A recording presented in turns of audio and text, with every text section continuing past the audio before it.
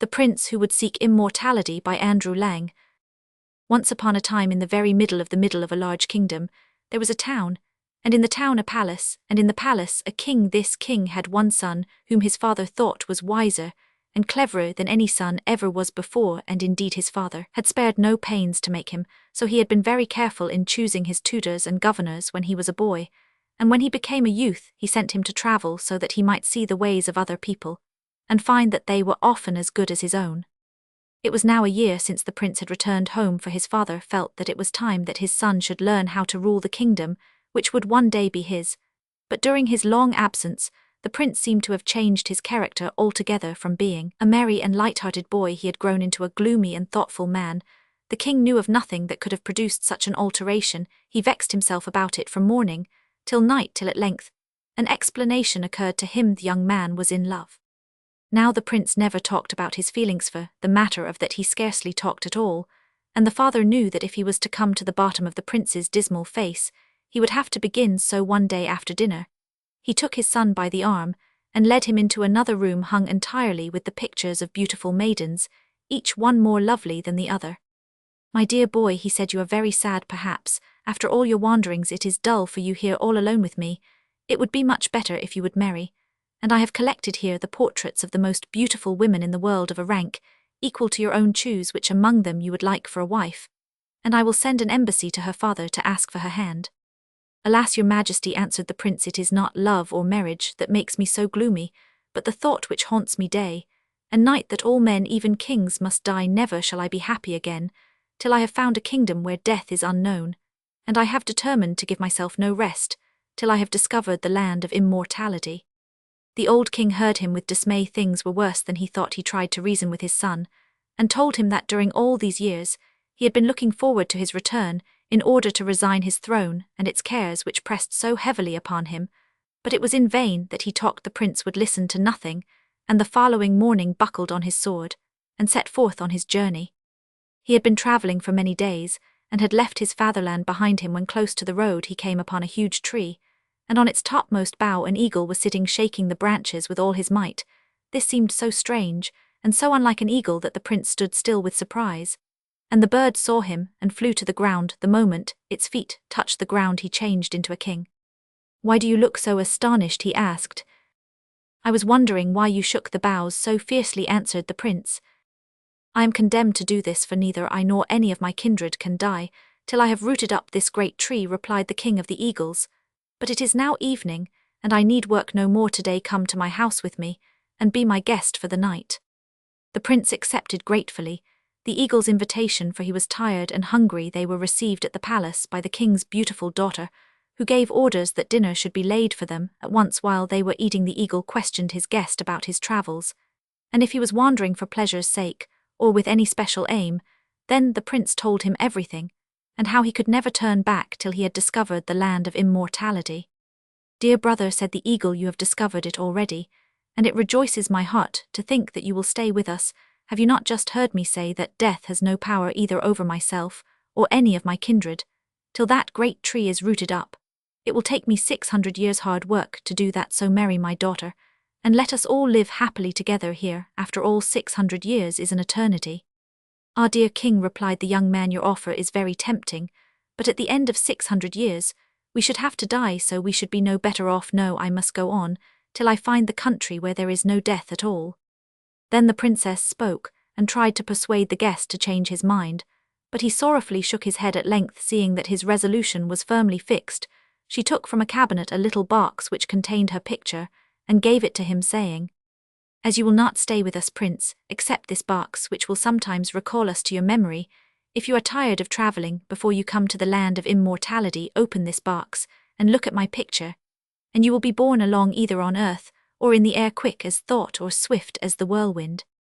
The prince thanked her for her gift, which he placed in his tunic, and sorrowfully bade the eagle and his daughter farewell. Never was any present in the world as useful as that little box, and many times did he bless the kind thought of the princess. One evening it had carried him to the top of a high mountain, where he saw a man with a bald head busily engaged in digging up spadefuls of earth and throwing them in a basket. When the basket was full, he took it away, and returned with an empty one, which he likewise filled. The prince stood and watched him for a little till the bald-headed man looked up, and said to him, "Dear brother, what surprises you so much?" "I was wondering why you were filling the basket," replied the prince. "Oh," replied the man, "I am condemned to do this, for neither I nor any of my family can die till I have dug away the whole of this mountain, and made it level with the plain. But come, it is almost dark, and I shall work no longer." And he plucked a leaf from a tree close by, and from a rough digger he was changed into a stately bald-headed king. "Come home with me," he added, "you must be tired and hungry, and my daughter will have supper ready for us." The prince accepted gladly, and they went back to the palace, where the bald-headed king's daughter, who was still more beautiful than the other princess, welcomed them at the door and led the way into a large hall and to a table covered with silver dishes.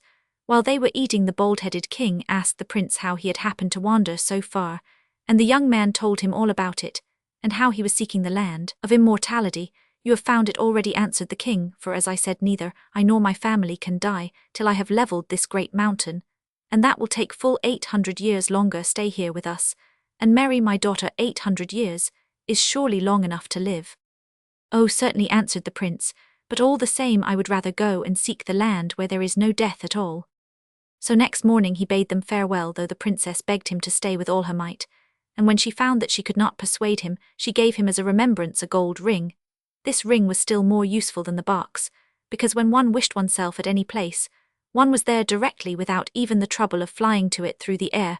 The prince put it on his finger, and thanking her heartily went his way.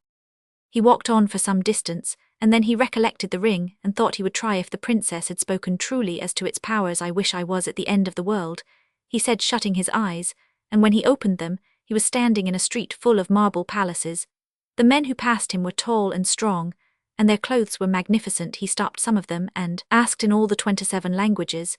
He knew what was the name of the city, but no one answered him. Then his heart sank within him. What should he do in this strange place, if nobody could understand anything? He said suddenly his eyes fell upon a man dressed after the fashion of his native country, and he ran up to him and spoke to him in his own tongue. "What city is this, my friend?" he inquired. "It is the capital city of the Blue Kingdom," replied the man, "but the king himself is dead, and his daughter is now the ruler." With this news the prince was satisfied, and begged his countryman to show him the way to the young queen's palace. The man led him through several streets into a large square, one side of which was occupied by a splendid building that seemed borne up on slender pillars of soft green marble. In front was a flight of steps, and on these the queen was sitting wrapped in a veil of shining silver mist, listening to the complaints of her people and dealing out justice. When the prince came up, she saw directly that he was no ordinary man, and telling her chamberlain to dismiss the rest of her petitioners for that day, she signed to the prince to follow her into the palace. Luckily, she had been taught his language as a child, so they had no difficulty in talking together. The prince told all his story, and how he was journeying in search of the land of immortality. When he had finished, the princess, who had listened attentively, rose, and taking his arm, led him to the door of another room, the floor of which was made entirely of needles stuck so close together that there was not room for a single needle more. "Prince," she said, turning to him, "you see these needles well know that neither I nor any of my family can die till I have worn out these needles. In sewing it will take at least 1,000 years. For that, stay here and share my throne. 1,000 years is long enough to live." "Certainly," answered he, "still at the end of the 1,000 years I should have to die. No, I must find the land where there is no death." The queen did all she could to persuade him to stay, but as her words proved useless at length, she gave it up. Then she said to him, "As you will not stay, take this little golden rod as a remembrance of me. It has the power to become anything you wish it to be when you are in need." So the prince thanked her, and putting the rod in his pocket went his way. Scarcely had he left the town behind him when he came to a broad river, which no man might pass, for he was standing at the end of the world, and this was the river which flowed round it. Not knowing what to do next, he walked a little distance up the bank, and there over his head a beautiful city was floating in the air. He longed to get to it, but how neither road nor bridge was anywhere to be seen. Yet the city drew him upwards, and he felt that here at last was the country which he sought. Suddenly he remembered the golden rod which the mist-veiled queen had given him. With a beating heart he flung it to the ground, wishing with all his might that it should turn into a bridge, and fearing that after all this might prove beyond its power. But no, instead of the rod there stood a golden ladder leading straight up to the city of the air. He was about to enter the golden gates when there sprang at him a wondrous beast whose like he had never seen out sword from the sheath, cried the prince, springing back with a cry.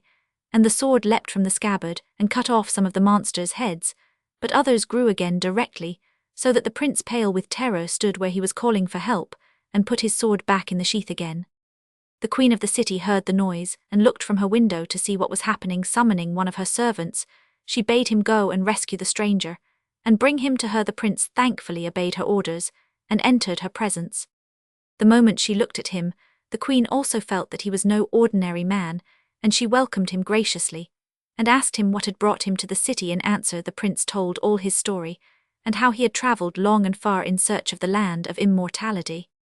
You have found it, said she, for I am queen over life, and over death. Here you can dwell among the immortals. 1,000 years had passed since the prince first entered the city, but they had flown so fast that the time seemed no more than 6 months.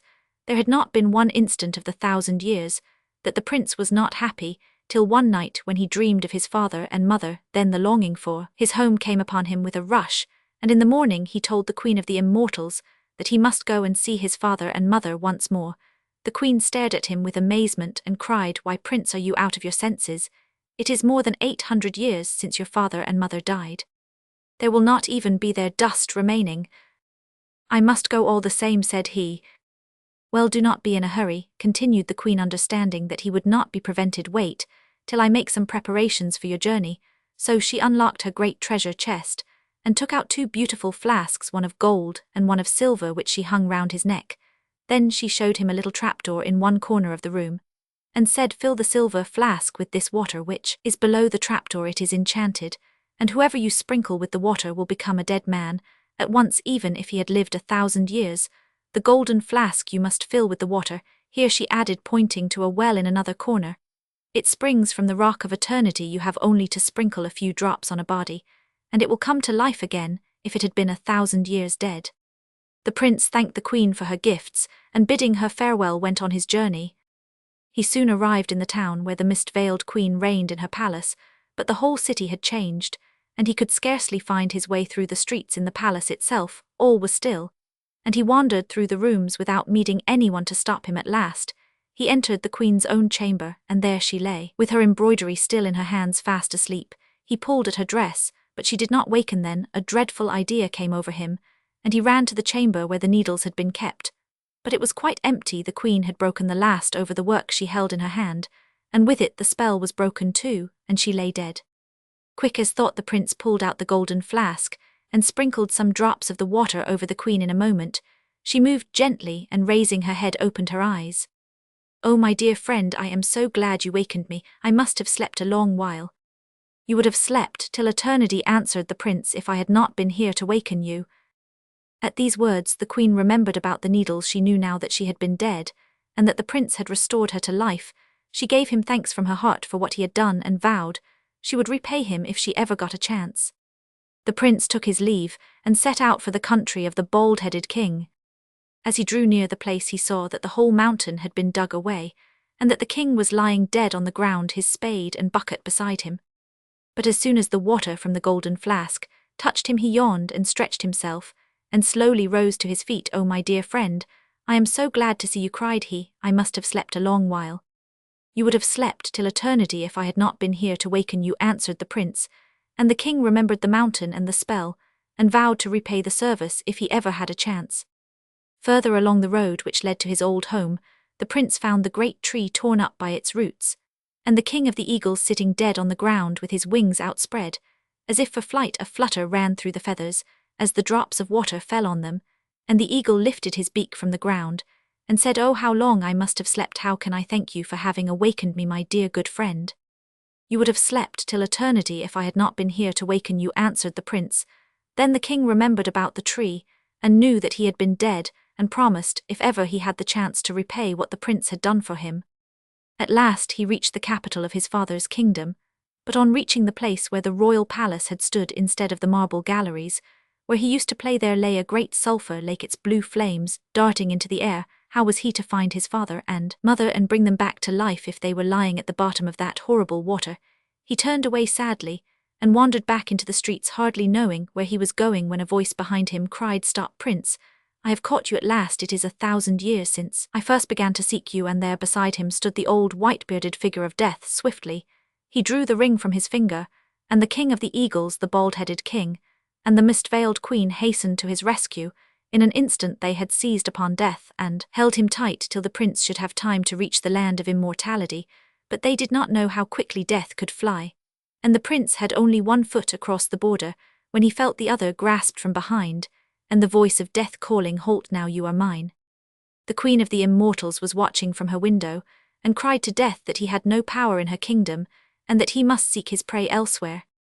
"Quite true," answered Death, "but his foot is in my kingdom, and that belongs to me." "At any rate half of him is mine," replied the queen, "and what good can the other half do you? Half a man is no use either to you or to me. But this once I will allow you to cross into my kingdom, and we will decide by a wager whose he is." And so it was settled. Death stepped across the narrow line that surrounds the land of immortality, and the queen proposed the wager which was to decide the prince's fate. "I will throw him up into the sky," she said, "right to the back of the morning star. And if he falls down into this city, then he is mine, but if he should fall outside the walls, he shall belong to you." In the middle of the city was a great open square, and here the queen wished the wager to take place. When all was ready, she put her foot under the foot of the prince, and swung him into the air. Up, up. He went high amongst the stars, and no man's eyes could follow him had she thrown him up straight. The queen wondered anxiously, for if not he would fall outside the walls, and she would lose him forever. The moment seemed long, while she and Death stood gazing up into the air, waiting to know whose prize the prince would be. Suddenly, they both caught sight of a tiny speck no bigger than a wasp right up in the blue. Was he coming straight? No, yes. But as he was nearing the city, a light wind sprang up and swayed him in the direction of the wall. Another second, and he would have fallen half over it, when the queen sprang forward, seized him in her arms, and flung him into the castle. Then she commanded her servants to cast Death out of the city, which they did with such hard blows that he never dared to show his face again in the land of immortality. From Ungarischen Volksmärchen,